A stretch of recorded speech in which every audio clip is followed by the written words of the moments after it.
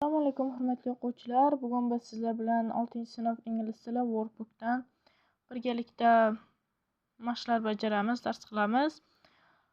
Bu 16-bet.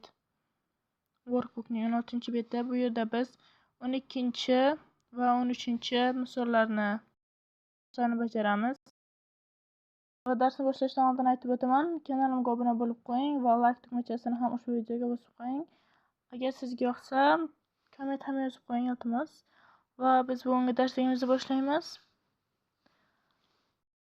12 mashqimiz. Read and complete the story. Use the words in parentheses. O'qing va to'ldiring. Qavs ichidagi so'zlardan foydalaning. Keling, hikoyani o'qiymiz va to'ldiramiz. Bu rasm hikoyadan berilgan rasm. Bu Carol. Carol is a smart girl. Carol aqlli qiz. But she always forgets things. Lekin u har doim narsalarni unutib qoldiradi. One day she went hiking in the jungle. Bir kuni u o'rmonda sayr qildi. It started to rain. Yomg'ir yog'a boshladi. Start bu yerda qo'yilishi kerak joy bor va started qilib qo'yilgan. O'tgan zamonda bu butun bir matn o'tgan zamonda berilgan, ya'ni avvalgi bo'lib o'tgan voqea haqida gapirilyapti, hikoya haqida gapirilyapti. Shuning uchun hammasi o'tgan zamonda. Va start mana o'tgan zamonda started qilib yozildi. Xo'p, endi keyingisi. She, u. Qavscha forget berilgan. Biz buni to'g'ri shaklda qilib bu yerga yozishimiz kerak. Forget to take an umbrella. U soyabonni olishni unutadi. Take ham berilgan, uni ham to'g'ri shaklga keltirib yozishimiz kerak. Forgot bo'ladi. Past simple o'tgan zamonda verb 2da. Forgot. F-O-R-G-O-T. Yozuvim biroz xunuk.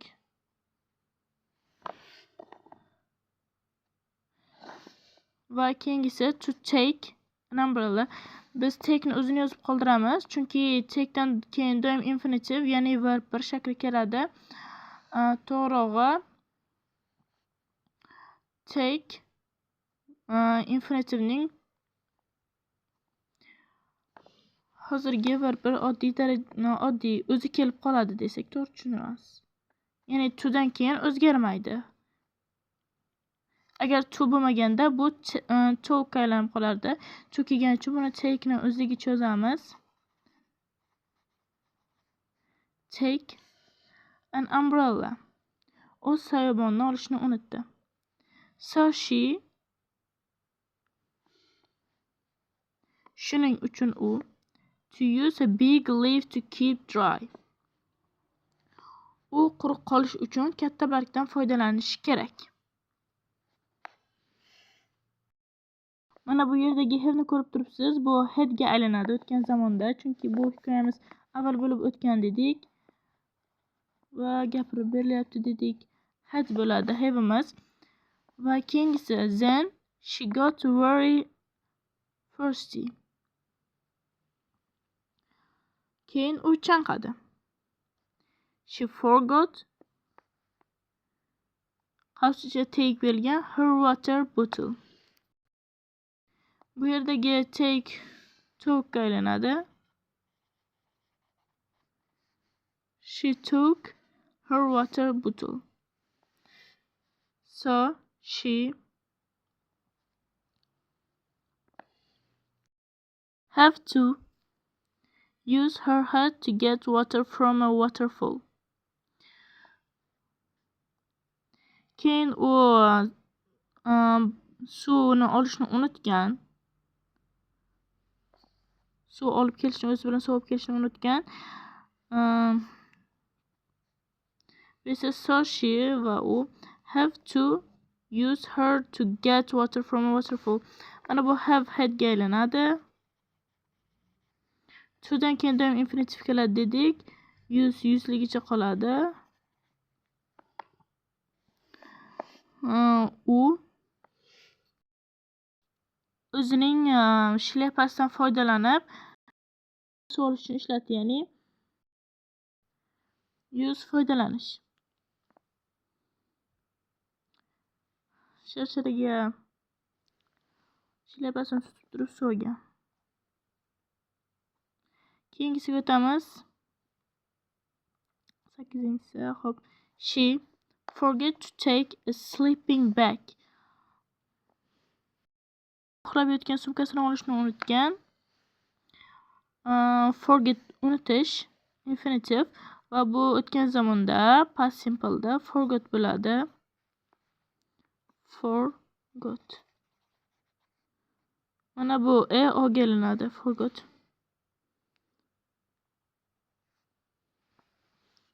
To take a sleeping bag.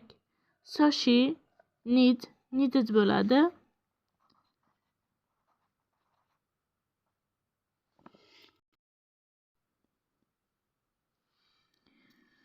Needed yozdik. To va joy qoldirilgan put deb yoziladi. Aslida yozim chiroyli, lekin bir qo'limda kamera bo'lgani uchun xona ko'sib. Xo'p. Tushuntirib beraman. So she needed to put her blanket between two trees. Shuning uchun u ajonni ikki daraxt orasiga. Keyingi gap, she tried go home but she get lost because she didn't have a map. Uyga borish kerak edi, lekin unda xarita yo'q edi. Bu yerdagi go bu bormoq, went deb o'tgan zamon shaklida o'tadi. Went home but she got bo'ladi.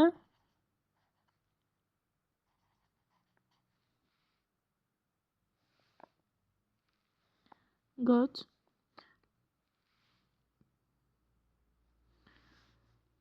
She need to go west, so she look at the sun to find her way home. Carol is a very smart girl. U g'arbga borish uchun kerak. Shuning uchun u uyga yo'l topish uchun quyoshdan quyoshga qarab g'arb tomon qaysi tomonda ekanligini topib olish kerak. Endi misol keltirsak, quyosh ham sharq tomondan chiqadi, g'arb tomonga botadi. Shunga quyoshga qarab aniqlamoqchi bo'lgan. Xo'p, needed bo'ladi. Needed, ya'ni mana shu needning oxiriga ed qo'shimchasi qo'shiladi. To go west, so she look and to find her way home. Look at bo'ladi. Ya'ni bu lookimiz, bu look o'tgan zamonga aylandi ed qo'shimchasi bilan.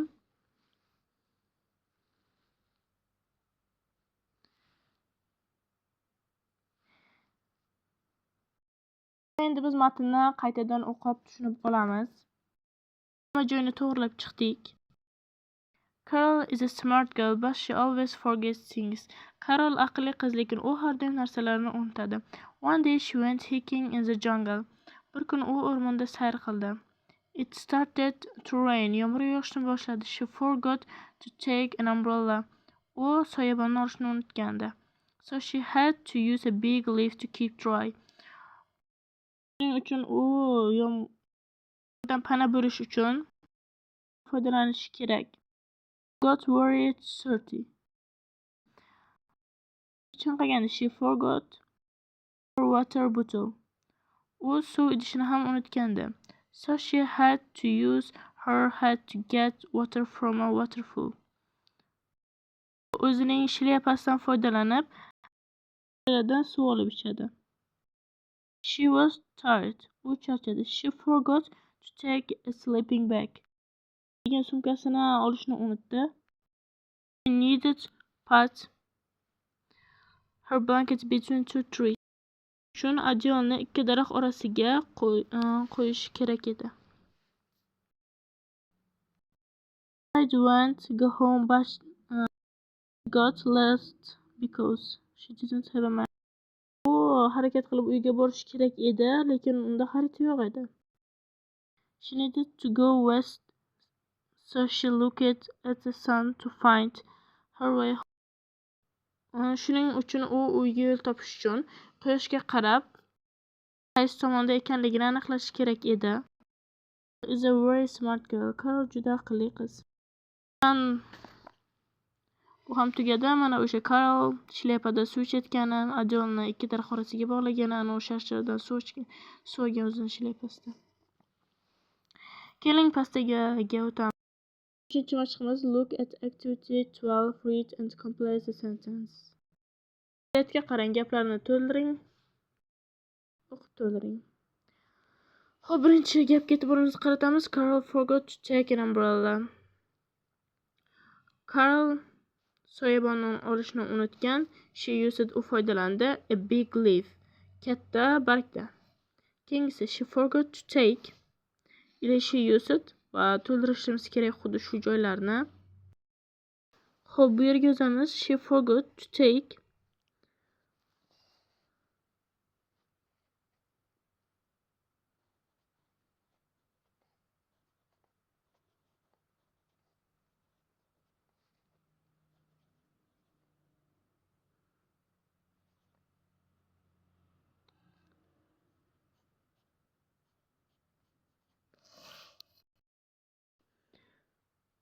her water bottle. U suv idishini olishni unutgan. She used u foydalandi her hat.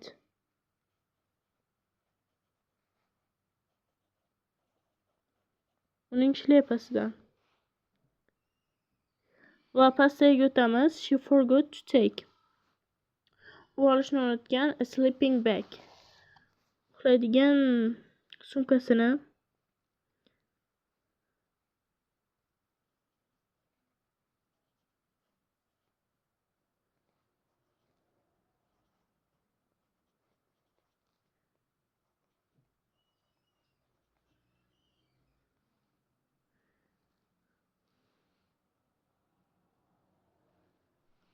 She used u foydalangan her blanket between the trees.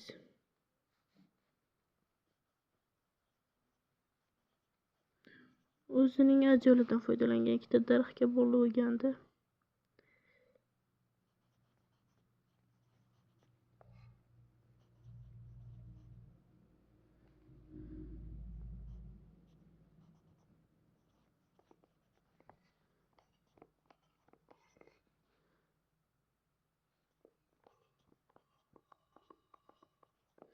Bu yerga savozdagi uchun tepasini yozib qo'ydim. Her blanket between two trees. Mana bu gapni yozib qo'ydim. Her blanket between two trees. Oxirgisi she forgot to take a nap.